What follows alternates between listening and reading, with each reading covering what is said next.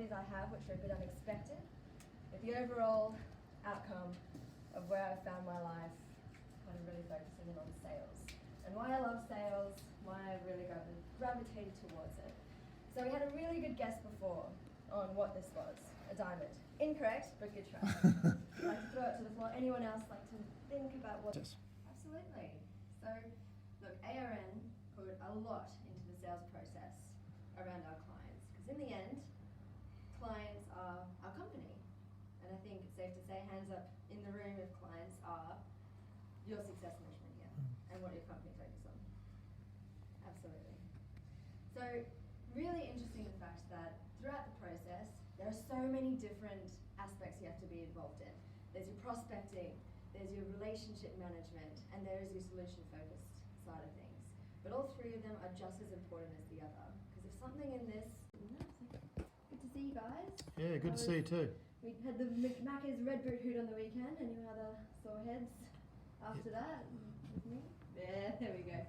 And the other side, who hasn't? Who went to the gym in the morning and that was me. Sunday? Yes. It was. I saw you on that mechanical bull. I'm calling you on that. I call bullshit. I'm here to talk about podcasts, and I appreciate your time today. I know we're busy in the media sales biz. But I want to ask who in the room has listened to a podcast in the last week? Nice. And being in the industry we're in, with a bit of a story. Who? Hands up if you can tell me who this guy is here. Anyone? I'm not looking at you, being a smart. Ed Sheeran? Oh, close. Another redhead. Oh, you're pointing. Think more local. More local. Australian. Probably the things that are most dearest to me, and I absolutely love and respect all three of those things. First would be my dad. A lot of people don't know that my dad actually raised me as a child until 15 when he passed away. And he just taught me so many values and such good work ethic, and work is really, family is so much more important than anything else, and you really have to value, that. Excellent. Now I just want you to take 1 minute and just have a think about your most challenging client. Do you all have a client that is challenging? Yeah, one of them's in the room. Excellent. Take a few seconds, think about the client, write it down for me. All right. Please. We're writing down the client. Good. Say, Ange, who would be your most challenging client? My most challenging is Q-Super. They're very dry, they're very hard to do. Oh, God. Mine too. My challenging client would be Q Super as well. Oh, really? I have them as a client. How do we get them? Yeah, no. QIC. Yeah. You would. Blah, blah, blah. Yeah. Yeah. Dave? Working with ProBuild in Victoria. They're ruthless.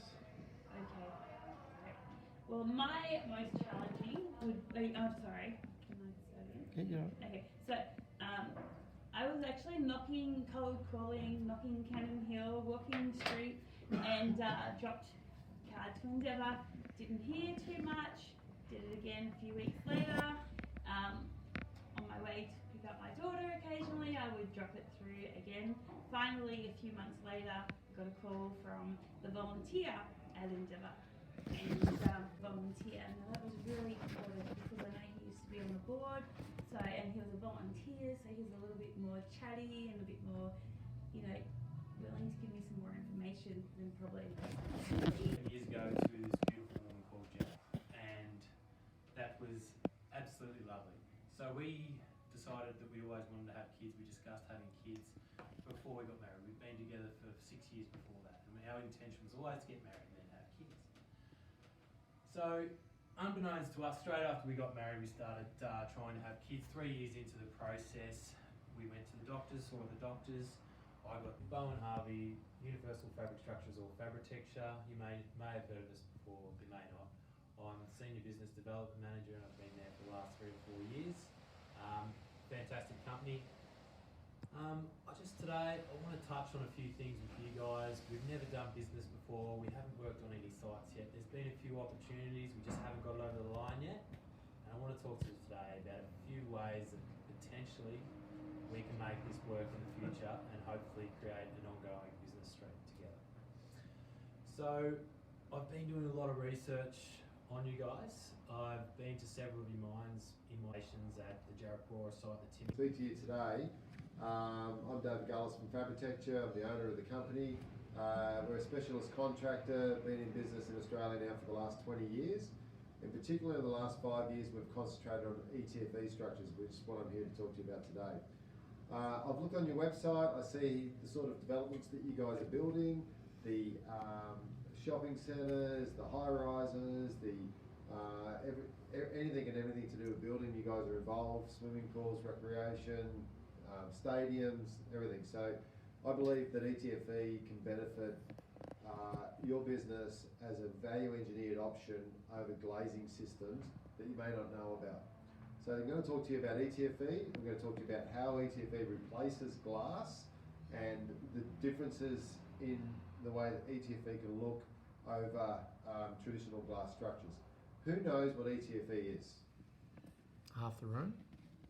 Who knows of the biodomes in the UK, the Beijing water cube in China? So hang on, let's go work out how to start and finish. Now remember, the good way is start. That's you, mate. That's That's fine, isn't it?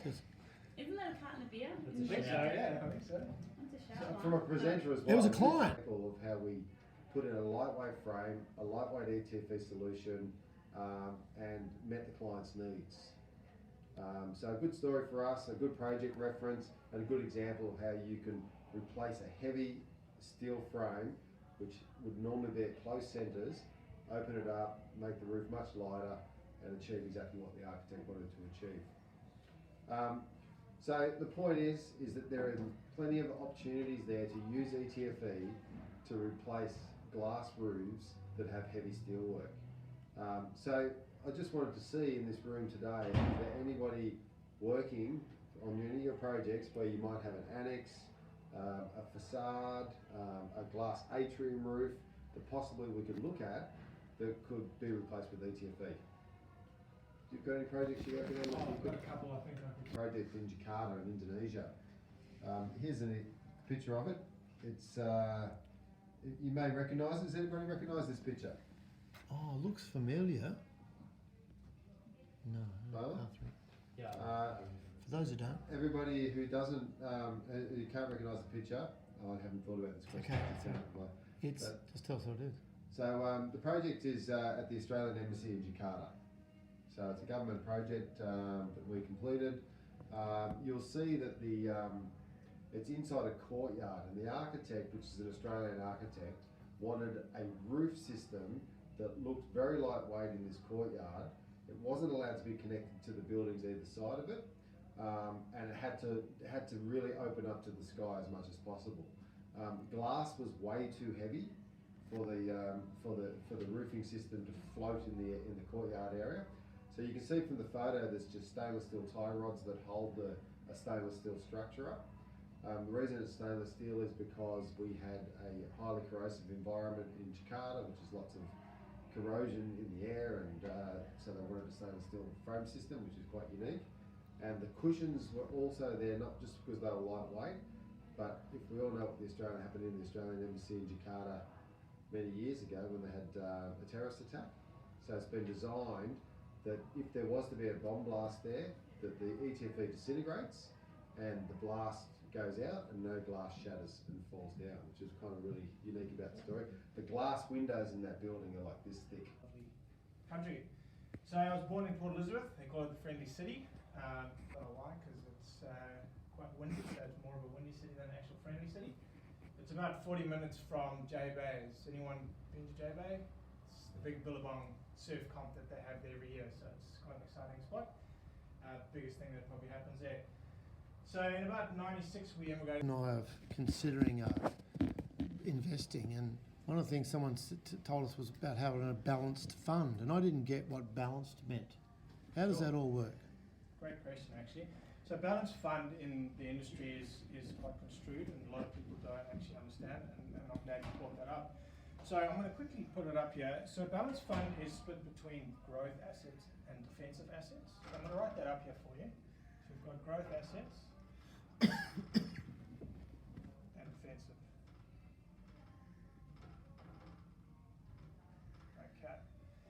So what your defensive assets are is your cash, fixed interest, and your term deposits. And on your growth side, you've got your Australian equities, your more riskier investments, okay? International, infrastructure, things like that. Can anyone on a balanced fund tell me, we'll go around the room starting this side with you, Ange, how much percentage of assets in the growth funds as opposed to defensive? And there's no wrong or right on this one, it's just, we're just gauging how the industry is. Stop that. Ask a better question. That was not quite right. Just ask it again. So remember, she's a 28-year-old. Okay. So just think about. Remember, ask the question like she's 15 years old. Okay. Right, go. In a balanced fund, how do you think it's split between those two? I would say you would No, want ask more it again. defensive. Not quite right, right? Because you can tell. I'm assuming that's what you're asking? Like Yeah, the meaning of your relatively? communication. Growth funds versus defensive funds in a balanced portfolio. 30% being growth. 30 in growth, Mm-hmm. 70 defensive. Anyone else? Anyone else? 50-50. 50-50? I'm thinking 50-50. 50-50, anyone else? I'm quite an opportunist and I'd like to take a bit of risk, so I'd go 70-30 growth. Sure. Ooh. Okay. So in the industry at the moment, balanced funds have been looked at as 70-30. Oh, well Where- done, Dave. Yeah, well done, Dave. Congratulations.